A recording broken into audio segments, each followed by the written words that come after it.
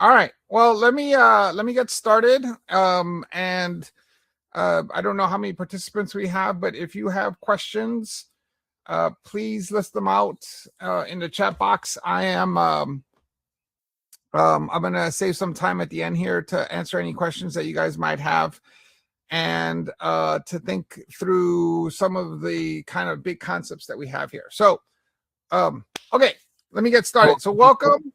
Yeah. Before you begin, I would like just to give a quick introduction to those that might not know Okay. you. Perfect. Right. So, welcome to the Samking community and everyone that is joining us from various networks. And for those that will join us later, this presentation is entitled "The Future of Work is Human," presented by Dr. Jaime Casap, who's also our VP. We would love to give him a chance to actually present to us. And like he said, we'll have a question time later on in the presentation. But at this point in time, I would love to thank each and everyone that has made it, but most of all, Dr. Jaime Casap for actually coming through and presenting this wonderful talk to us. Take notes and be ready to ask questions. And on to you, Dr. Jaime Casap. Thank you so much. Again, welcome to my studio in Phoenix, Arizona. Happy to be participating in this talk. What I want to focus on is something I've been talking a lot to audiences about and writing a lot about, this idea that, you know, we spend so much time talking and thinking about technology and AI and ed tech and all these tools that are out in education, but at the end of the day, are these tools really supporting students in the way we need them to support students? That to me seems to be the biggest question that we're facing, because at the end, what we need to do is to make sure that these tools are supporting the learning that needs to happen for students for the future. And what I mean by that is, I believe that what we're doing right now with technology, with AI, with tech in general, is we are using it to replace our current systems instead of thinking about how do we use these tools and the technology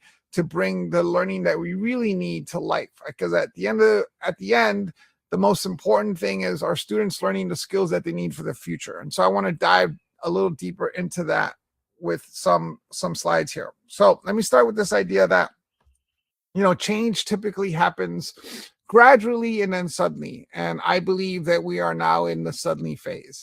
And what I mean by that is, if you look at different industries and different economies over time, they tend to go in pace, and then all of a sudden change seems to come out of nowhere, right? It's just one of those concepts about life that we have to experience. And when it comes to education and the economy related to education, things have been happening gradually, and now we live in suddenly times. And the best example of that is agriculture. Here in the United States, you know, we still are a farming community. Our agriculture is still a major industrial product here in a major economy product here in the country.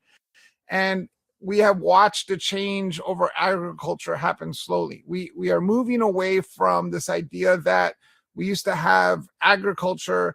And I'm using Nebraska as a great example, because Nebraska was a place that has a huge agriculture economy, or it was one where agriculture was its main economy, how it grew things. If you think about the US and you think about driving through the middle of America, what you think about is driving through farmland, and you think about all the farms that are out in the middle of America.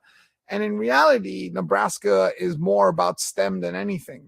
Nebraska actually has one of the highest STEM communities in the country.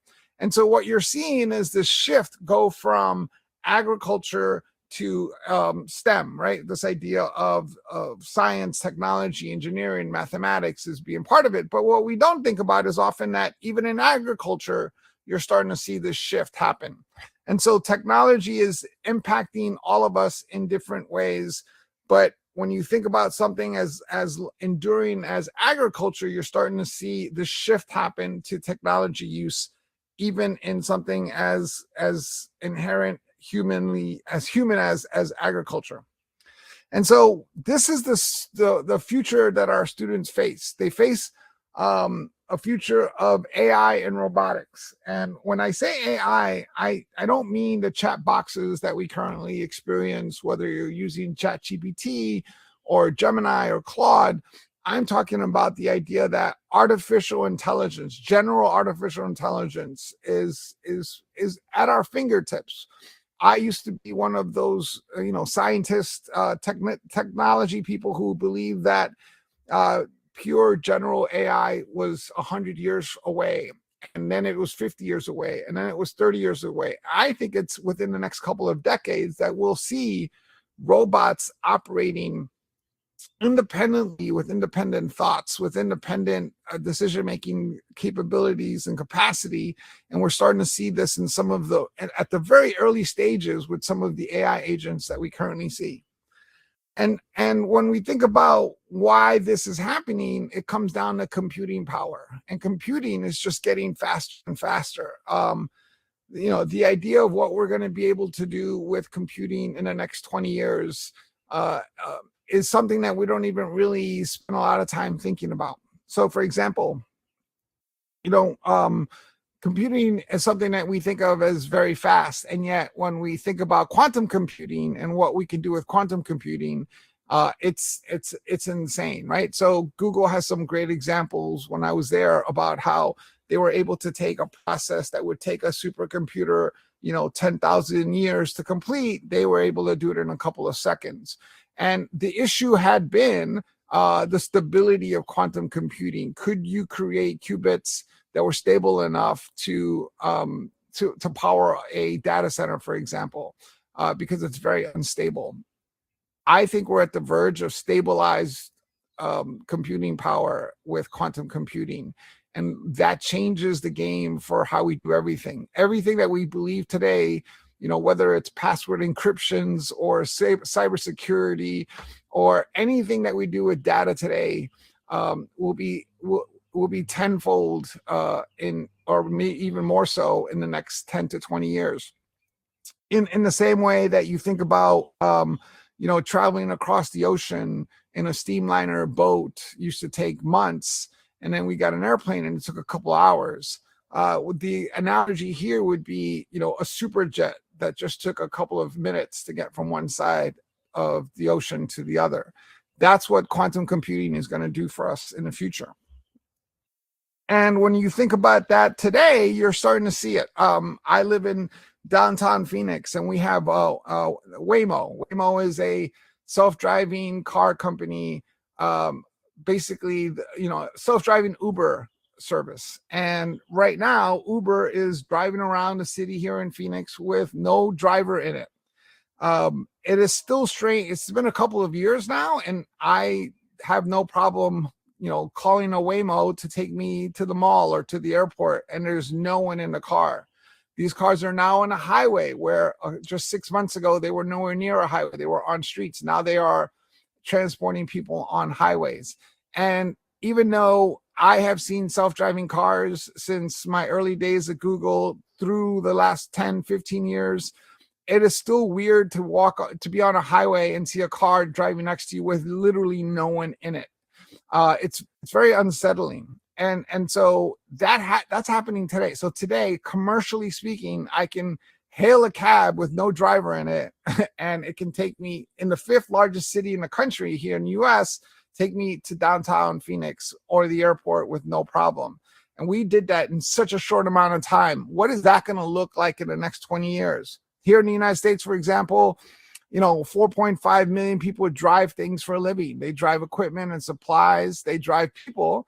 And like I said, you can get into a self-driving car today. What is that going to mean for transportation? What is that going to mean for supply chain management when all of a sudden trucks like the one you see here on your screen are going to be able to be self-driving? And so what happens to the economy, especially a blue-collar economy, where you have a truck that can drive itself from one location to the other, doesn't have to rest, like a typical truck driver here in the US. I'm sure it's like this in other countries.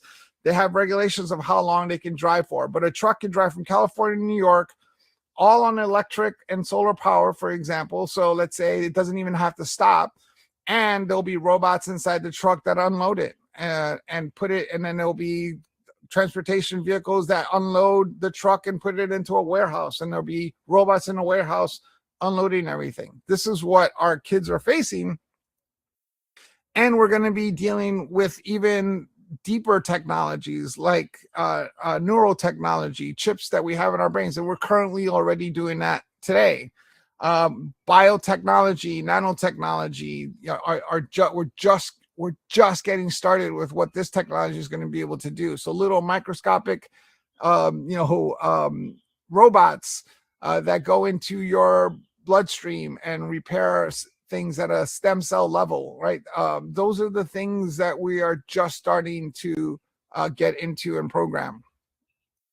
This is the idea of cobots is replacing lots of process work. So you can literally today look at any job and ask yourself, who is doing that job? And what does that job entail? If it's a job that entails doing the same thing over and over again, there's a 99% chance that that job will be replaced by a robot, a machine, because repetitive tasks will be the ones that get instantly replaceable. We currently have agents in our pockets, right? Our phones aren't necessarily, we have these big debates about whether our phones are distracting us or not, but we have these, I still think they're pretty dumb phones in our pocket, but you're starting to see agents in our pockets that can help us with things. I have my dog Luna, who you could probably see in the background there. Her and I go on walks, and this is the time I use to process and think. And a lot of the time now I am talking to my phone. I'm talking to an AI agent, thinking through something, thinking through a problem, asking questions, getting clarification, whether I'm using Gemini or ChatGPT or Anthropic's Claude product. These are things that are in our pockets where the information not just before, when we had a phone in our pocket, we had access to information with these things. Now these things can act as a sounding board. They can act as a thought partner, and they can be creative. And we're starting to experience that as we see. So STEM, the idea of STEM is not enough. STEM, this idea that, we should focus on science, technology, engineering, mathematics, isn't enough, because it's also about making sure that our students have the human skills that they're going to need. We need a future of students with deep human skills. There's this debate right now in education that human skills are human, and therefore robots can't do them. And we use things like emotion and creativity and judgment. And the reality is that robotics and AI and general AI will be able to do those things just as much as we will be able to do. But there are very specific things that we can focus on today for our students so that they can have those human skills. And the idea here is that if we can set up students with a general human skill dichotomy of understanding, then it doesn't really matter what the job will be. We equip them to do lots of different jobs. But if we're training students to do one specific job, one particular thing or task, then we're going to fail our students, because that's not a world that we face. So I want to talk about what I think what these human skills are. And so the first category for me is this idea of agency and self-management skills. We don't teach our students enough about this idea that, who they are, what they think about, how they process information, how they manage themselves, how they manage their emotions, how they, whether it's meditation or mindfulness or grit. These are things that our students need to be able to master. And so how do we teach our students to master themselves? When I meet with my kids' teachers, one of the first questions I ask is, how does my child master themselves in the classroom? Can they control themselves emotionally? Do they have the right decision-making processes in place? Do they understand? Are they aware? Do they have awareness of who they are? These are the important things that separate humans from robots, is this idea of self-awareness and self-management. The second big category that I think about is this idea of thinking skills. And we don't really do this in education, this idea that we have to help our kids learn how to think. Instead, we test them. We don't test their thinking. We test their memorization skills, right? And so we talk about wanting to do more around helping our kids think better. But the reality is, thinking is, do they have divergent thinking? Do they have a deeper understanding of things? Do they have an understanding of systems thinking and how open theory systems thinking works? Like, these ideas around thinking are not embedded in our current education system. Instead, what we do is we get kids to memorize things and then we test them on it. And that, unfortunately, is not what we want them to be able to do. The second set of skills that I think our students need to focus on is this idea of learning skills, right? The ability to learn. I think if I was going to rate these in order of importance, I believe that this is the most important thing to focus on, is this ability to learn. And what do I mean by the ability to learn? I think it's important to think about how you take information and convert it into intelligence. And I'll give you an analogy, an example, right? You would never hear me say, I'm a bad cook, right? I hear things like that all the time from people. I hear people say, I'm not good with computers. I'm not very creative. I'm not good with this app. I'm not good with AI. Whatever it is, they'll state that. They'll say, I'm not good with computers. And my response to these folks, and this is why I don't have a lot of friends, is no, you've just chosen not to be good at these things, because the ability to learn is what you're missing. Because everything that you need to learn how to do X, whatever X is out there for you. So, for example, learning skills is the ability to learn anything if you choose to. So you would never hear me say, I'm a bad cook. What I say is, I've chosen not to be a good cook, right? There's a fundamental difference in that approach and how you think about those things. When you say, I don't know how to cook, you're just giving up. When you say, I've chosen not to be a good cook, that means that I understand what it would take for me to be a good cook. I understand the learning process of becoming a good cook. I'm choosing not to spend my time doing that. And I think if we can get our kids to think about learning that way, it's something I constantly work with my 11-year-old, right? When she'll say something, just literally 2 days ago, she was drawing something on her iPad, and she asked me, she said, what do you want me to draw? And I said, draw a horse. And she said, I can't draw animals. And I said, and I gave her my look, and she rolled her eyeballs, and she said, okay, I haven't learned how to draw animals yet. That's a fundamental shift in thinking about how you think about things and how you learn. So the ability to learn and the process of learning. And right now, what we do is we hand kids a lot of things. We say to them, here's your textbook, read page 42 and answer these 3 questions, as opposed to asking them open-ended questions where they can learn how to learn. And I think that, to me, is the most creative thing that we can help our students with. Because as someone who pays a lot of attention to the future of work and pays a lot of attention to the tools that are coming out every day, there's new things that are coming out. There's no way that our students are going to be able to know everything. And so what we need to teach them how to do, is to teach them how to learn about the things that they want to learn about, which is going to change on a consistent basis. The idea of having a textbook that our students use for social studies or even mathematics, and that it's the static thing that only existed once in time, isn't true. So this constant idea of the ability to learn is important, because it's a mind shift.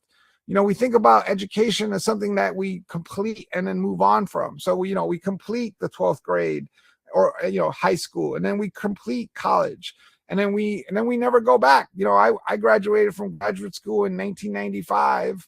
And I've never gone back to school to learn in that sense. And that's just an insane concept when you think about the speed at which things are happening today. I say get things done. The real thing here is get shit done, right? The idea of the ability to get things done.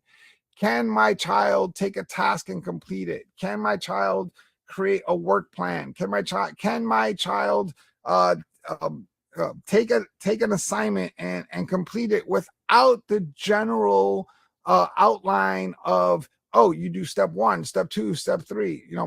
Luckily my daughter goes to a good school where she gets an assignment. She's given X amount of time to get the assignment done, and then it's up to her to learn how to get those things done. So the ability to get things done is absolutely critical. The next one here is what I call strategic storytelling skills. And this is an important one as well, because we live in a world of abundance of information, way too much information. We don't even, I was scrolling through news this morning, and when I come across a video or a post from someone, I don't know if it's real or not. We live in a world where anything can be made up now. So how do we teach our kids how to make sense of the information that's out there? How do we teach them to make sure that they make sense of information that's available to them? And so being able to take complex ideas and turn them into stories is essential to surviving in the future. Because when we're competing, everyone is competing for attention and time. And so when our students are out in the world and they need to take an idea that they've built and put it out into the world, what is that process? What is that experience like for them to be able to be a strategic storyteller? Because storyteller is important. If we're starting to see some more of this rise to the top, I'm starting to see more roles for storytellers or evangelists, like I was at Google. This idea of being able to take complex ideas and build stories.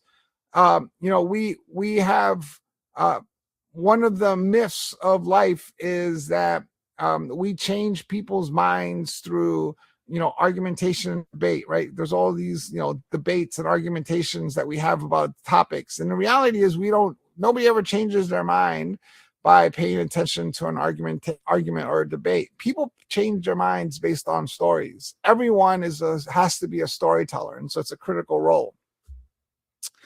I call the next skill set community engagement skills. And by community, I mean whether the student is part of a classroom, part of their family, part of the city, part of the state, part of the organization, part of whatever it is, how are they interacting within that community? And currently, we have to be frank about this, in education, we don't have a lot of work in collaboration, right? This community is really about collaboration. And we say collaboration in education, but we don't mean it. And it's true with the way we treat our students. For example, imagine you're an educator and you hand out a grade 9 test. It doesn't matter what the test is. It could be social studies, whatever test it is. Let's say it's a social studies test, typical quarter social studies test. And some of it is multiple choice, some of it is true or false, some of it is filling out lines, some of it is just open-ended essay, and so it's a test on a book that students had to read, or chapters of a textbook. And so we hand out this test, and you're sitting there, an hour goes by, and at the end of the test, 2 students come up to you from the back of the classroom, and they say, hey, we were sitting back there, and I realized that I was doing my test and there were some answers that I knew, and I looked over at my classmate's paper, and I realized that there were some answers that I didn't know that she knew. And so we decided to combine our work and do the test together. Here you go. What would the reaction be of the teacher? What would the reaction be of the class? The reaction is that they cheated, right? Why are we teaching our kids that finding people smarter than us is cheating, when that's all I do in my career is try to find people smarter than me? How is it that we can teach our kids that collaborating is real? Because in school right now, the system that we have set up, it's set up as a single player sport. And in reality, we live in a team-based world. So it's important to build these community engagement skills, these collaboration skills, because one human versus a machine is not going to cut it. It's going to take lots of humans working together. And then the last set here that goes across all of this is this idea of tool mastery. And I don't mean this used to say digitalization and technology skills, but the reality is that it doesn't really matter what the tool is. Tools are always going to change.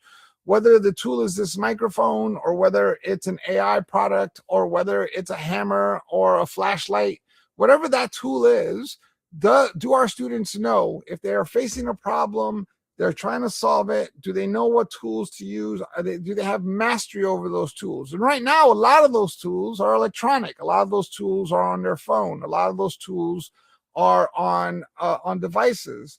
And so technology seems to be the tool. And like I said earlier, these tools are coming at us at such great speed, and every day there's a new tool, that the idea of mastering these tools is going to be absolutely critical for our students to be able to do. To me, the second most important skill is the mastery of tools. And when it comes to technology and digitalization, we've failed this generation of students. We've told them that they are digital natives. We've said to them, I've heard it time and time again, right? You are born with technology. You naturally know how to use all these tools. You naturally know how to use technology, and you're born into it. And the reality is that they don't know how to use these tools. And so it's up to us to teach them. And the analogy that I typically use here in the US anyway, and this is true in lots of countries, is this idea of cars, right? So my kids, all three of them, right? I have a 33-year-old, a 24-year-old, and an 11-year-old, and that's because I only like one child at a time. But all three of them, which happen to all be in New York right now, which is a different story, but they were all raised with cars, right? So even my oldest daughter, 33 years ago, when she was born, there were cars. She was brought home from the hospital in a car. She spent her whole life in a car, and all that's true for all three of my kids. My 11-year-old, I drive my 11-year-old to school every day. She's in a car every single day. When my oldest daughter turned 16, I didn't say, hey, when you were born, there were just cars everywhere. Now that you're 16 and you can drive in the state of Arizona, here's a car. Good luck, right? No, I taught her how to drive a car. Even though she's had cars around her all the time, I taught her how to use a car. I taught her how to drive it. I gave her rules of the road. She had a permit for a year before she could get a license. When she was ready for a license, she had to go take a test to make sure she can drive a car. She had to take a physical test and a written test to make sure she can drive the car. And even when she got her license and was able to drive, there were more rules. At the beginning, she couldn't drive on highways because, you had to build a skill set to do that. And then she couldn't drive at night for a while. And slowly, when she mastered those skills, she was able to do those things. Eventually, she became a driver. But just because she was born with cars around doesn't mean she knew how to drive a car. I don't understand why we think just because our kids were born with phones around that they know how to use them. So the backlash that we're feeling around the banning of technology isn't our kids' fault. I think if we just gave kids cars and just let them drive whenever they want, however they want, we would be banning kids from cars. And now we're banning them from technology, as opposed to teaching them how to use the technology, how to use it, and teach them how to make sure that they're being safe and responsible. I even taught my daughter the rules of the road, the official rules of the road, and then the non-official rules of the road, right? Because every country, every state has different unofficial rules of the road. So being able for our students to be able to master these skills is absolutely critical. And so the future, and one of the things, and this idea came from actually my youngest daughter's teacher. She gave the best compliment for any of my kids. Don't tell my other two this, but my third kid got this compliment from her teacher, who said that Azella had this great ability to take science and technology and hard sciences and blend them really well with human skills. And I think that is the future for our students, this idea that our students have to be able to master science, engineering, technology, mathematics, those things, absolutely critical. They need the hard skills, but then they also need these human skills. And together, that's going to give them the advantage. Because when you think about, and I'm happy to answer any questions that you guys might have, but when you think about what the future looks like, the future looks like something that our students need to be constantly adaptable to. And right now, from what I can see in the future of workspace, there is a lot of noise around AI and robotics coming to take our jobs. And it's absolutely happening. I see it across the board in technology. Companies, even companies like Google, are hiring less entry-level engineers because AI can do so much of that work.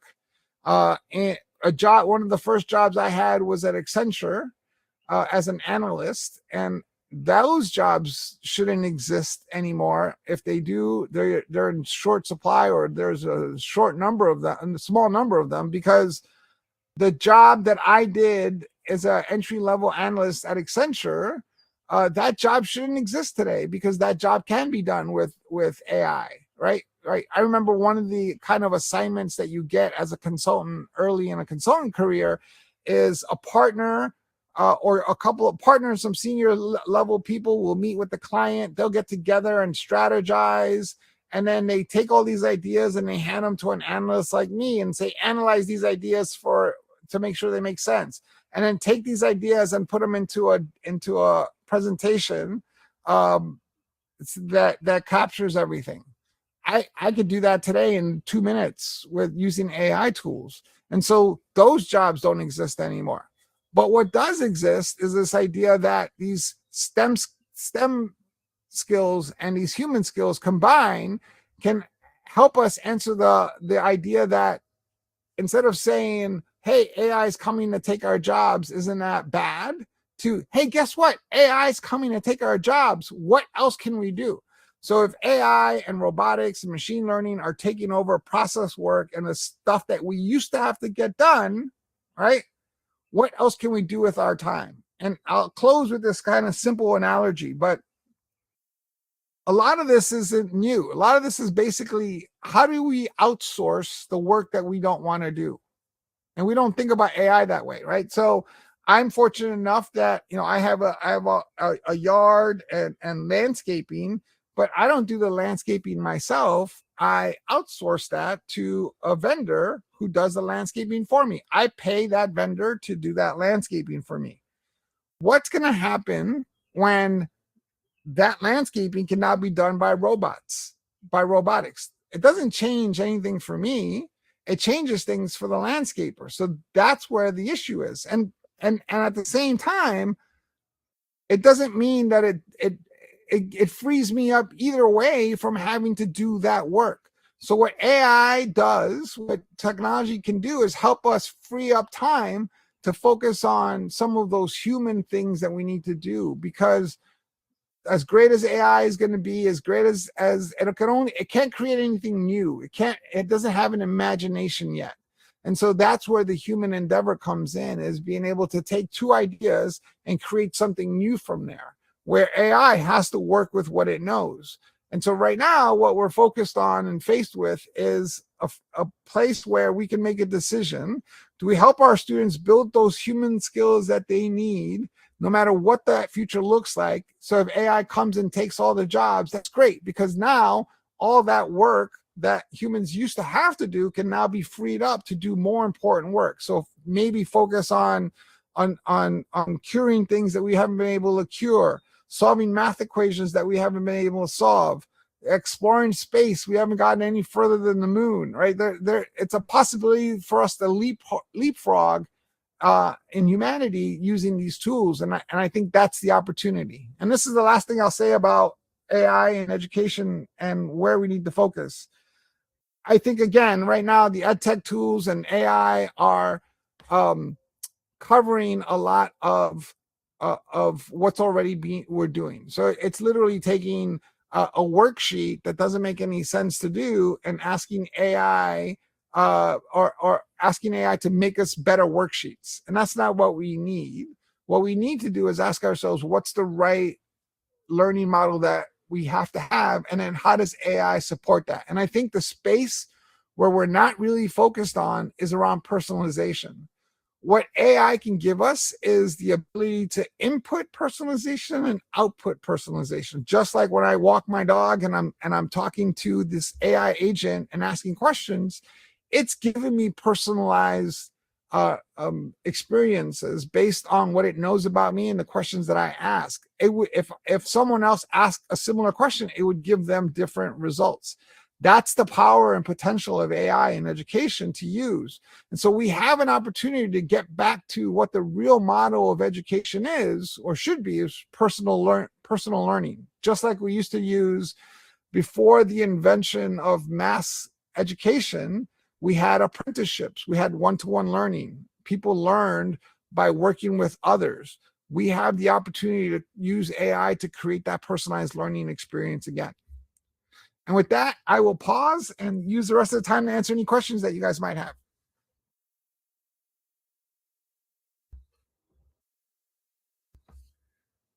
I see there's a question here. If you guys have any more, you can ask. With the rise of artificial intelligence, which human skills remain essential? So again, I think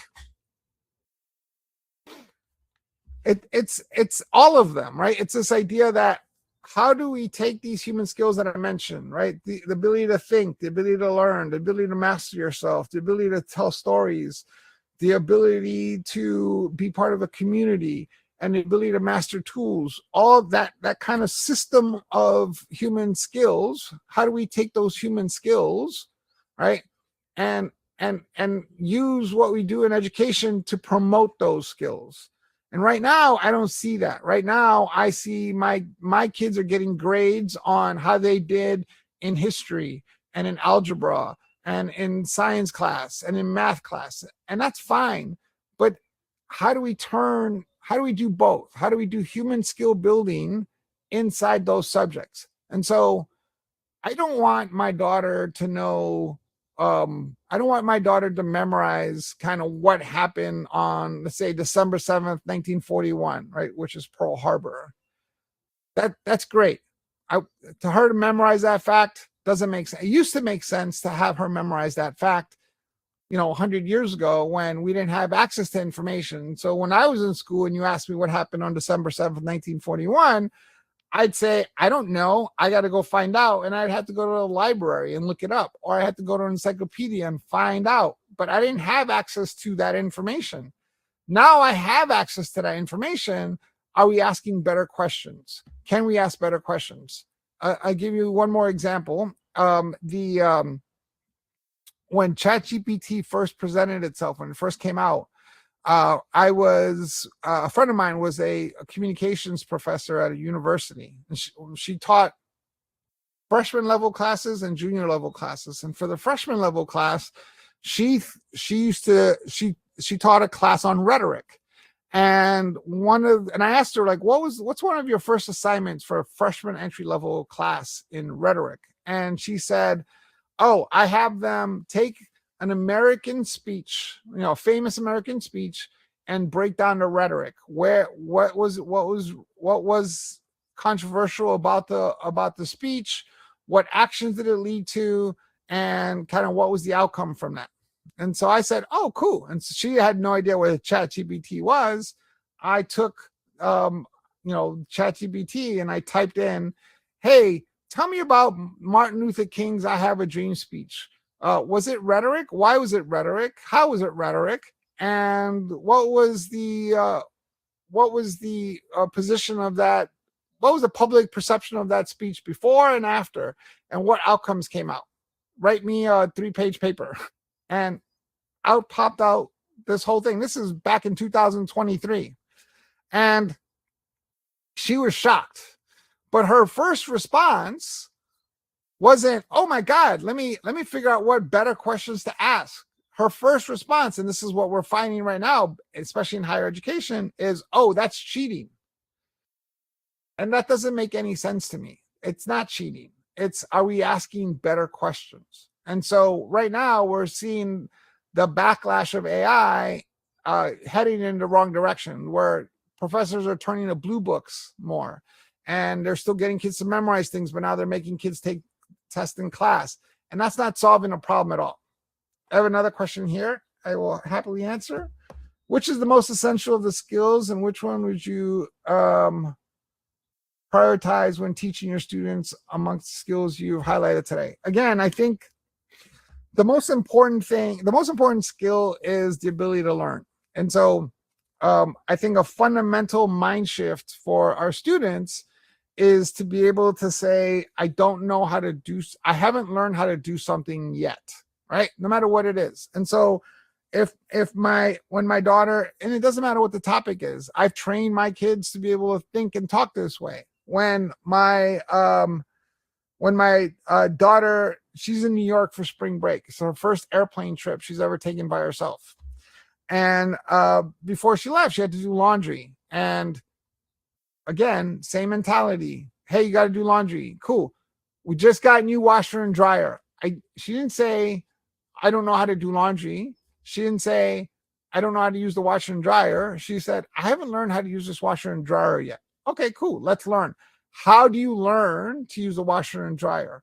What's the first step that she takes to learn how to use the washer and dryer?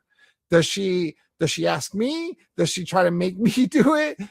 Does she watch a YouTube video? Does she take the instruction manual that came with the washer and dryer and start reading that? Like, that whole process of learning, of ability to learn, is absolutely critical. And at the pace at which things are moving today, that has to happen faster and faster. And so for her, what she needs to learn how to do is how to use the tools, how to master the tools, so that she can learn how to do the things that she needs to learn how to do. That's absolutely the most important one to me. If I was going to prioritize these skills, is the ability to learn is the most important thing, because that's going to define what they do in the next 20 to 30 years.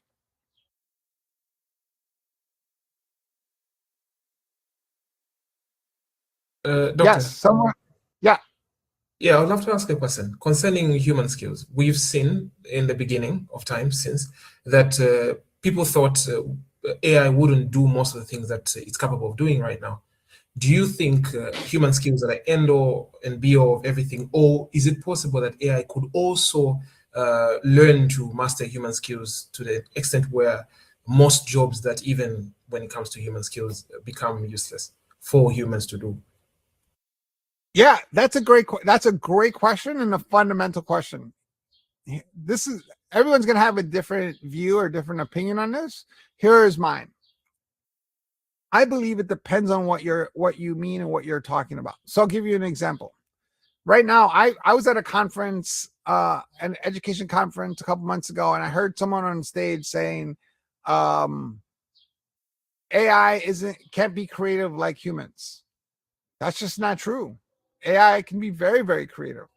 Try it. Like, write out something and then feed it to an AI engine and say, make this spunkier, or make this faster, or make this better, or consolidate this. It can be very creative. It can't. What that person was trying to say is that AI doesn't have an imagination. It can't dream, right? AI can't dream yet. And so I think there are things where AI is never going to be able to do. And I think the key word there is consciousness. Can AI have consciousness? Again, there's lots of scientists smarter than me debating what that is. As a matter, whether or not consciousness exists just in humans or in animals or in other things. Can it exist in AI? I don't know. But when it comes to other emotions, AI can certainly do that. Here's another example. The example is a human emotion of fear. Let's take fear. Can AI experience fear? Well, we've seen that this is true. They can experience fear. During that Anthropic experiment where they threatened to shut down, they were doing experiments and tests, and they threatened the AI that it was going to be shut down. And what did the AI do? It responded to that with fear. and it created a propaganda campaign for that person. It basically said, hey, you want to shut me down, but I went through your emails and I discovered that this was all text that they put in, that you were having an affair. If you shut me down, I'm going to tell people that you're having an affair. That's threatening, right? That comes from fear. So fear can exist in AI. Another example is if I build a robot, let's say you're doing a robot battle, like a bot war, and my robot's going to be this little tiny thing, and it's going to go up against this big, massive 6-foot robot. I'm going to program in it the concept of fear. I'm going to tell it, if it's face to face to it, to run away, to run in a different direction, to be faster, to get away from. So that concept of fear can be instilled into an AI agent. And so I think it depends on what you mean. So when you look at the idea of, of the human skills, so the ability to think, yes, AI is going to be able to think better than humans. The ability to learn, yes, AI can be better at learning.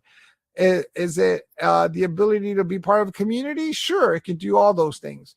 And so it's not necessarily that AI is going to replace all those. It's this idea that humans are going to have to master those skills so that they can work alongside robots. So we can't look at this as us against them. But again, this it's a shift that we have to go from, oh no, AI is coming to take our jobs, to, hey, guess what? AI is coming to take our jobs, right? We have to ask the fundamental question of why do we work, right? What is it that we do? Why do we work? And a lot of the time, most people in the world work to make a living, to be able to support themselves and their families. And so if AI is coming to take that work, how are they going to support their families? So we have to rethink our social structures to be able to support that world. And again, this will happen over time, and doesn't mean that we're not going to go through some bad times in this process, because we are. I think we tend to not react in a positive way.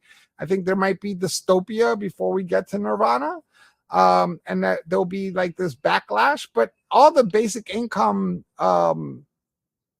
experiments that we've tried across the world seem to have positive results. And so we have to just rethink what work is and what the point of it was. Because right now, one of the things I have to work for is to make money so I can afford electricity in my home. Well, what happens when fusion comes in and it makes basically, electricity free, where we have free power forever, right? At basically zero cost. What happens when a car, right, is now electric and drives itself, and I don't need to put gas in it, and it just needs to plug into the grid that is a fusion based, that's free. What happens in that world? And so we have to think about our societal infrastructure differently given the pace at which technology is happening. I got one more here. If human skills are so important for students' future, why are they still not central part of most education systems? That's the fundamental question, and what I'm tackling and try to take on. It's a simple answer, actually. It's true whether it's education, corporate America, government, anything. What gets measured gets done. And a lot of the world is based on a lot of the world's education system is based on the American education system, at least the infrastructure of it. And here in the US, for example, it's a very simple structure. The states cover education, right? Education is a right in the United States. You get up to 12th grade, free education. It's available to you. The states cover the majority of that cost. The federal government covers some of it, but the states cover the majority of it. And then the states set up metrics to determine who gets what money and how much money. So we do things like we measure seat time. How many students does your school have?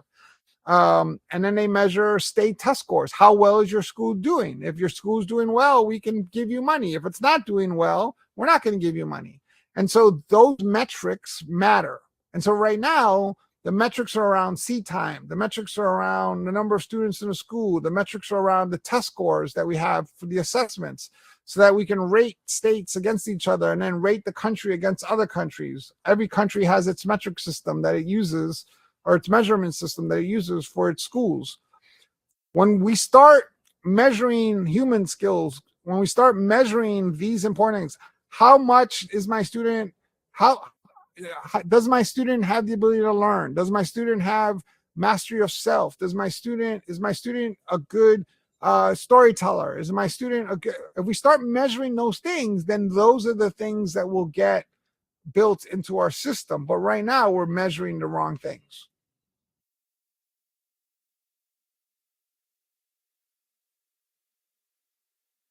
I am out of time. Just you can reach me on LinkedIn at Jaime Casap, or any of my social media handles like Instagram at jcasap, JCASAP, or you can email me at jcasap@jcasap.com if you have any further questions, or if there's any way that with the work that I do I can help the work that you're doing. Just let me know, because this work is important and critical to get done. All right. Thank you very much, Dr. Jaime Casap. We really appreciate the time that you've accorded to us. And also thank each and every person that has managed to attend today's session. At this point in time, I would just love to give you, if you have any last few words to close this session. But thank you very much. And we would also love, if possible, to have another session with you. I really enjoyed learning about storytelling, human skills, and more details about how education and AI is impacting education. Would love to have you again on another session, and I'm sure our viewers would also love to have you. So I'd love to give you the final word if you have any last words to say before we close. Yeah, no, the last thing I'll say, to me, the education to me is the most important thing that we can focus on, right? I think the reason I got into the education space through technology is that education was my silver bullet, right? I grew up in poverty. I grew up as with a single mother. I grew up on social services. And the reason I get to talk to you and the reason I became, whatever we want to use in terms of the word successful, is because of my education. And that education system served, at least here in the United States and in many industrial countries, served us really well for a very long time. What we need to do now is ask ourselves, is this the right system for the future that we face? Because the future that we face is not the future that I was facing when I was in school. And so we need to adjust, and that's going to take all of us to do that. All right. Thank you. Those comments, thank you very much once more to Dr. Jaime Casap, and goodbye, and we meet again next time. Bye-bye. Sounds good. Thank you. Bye.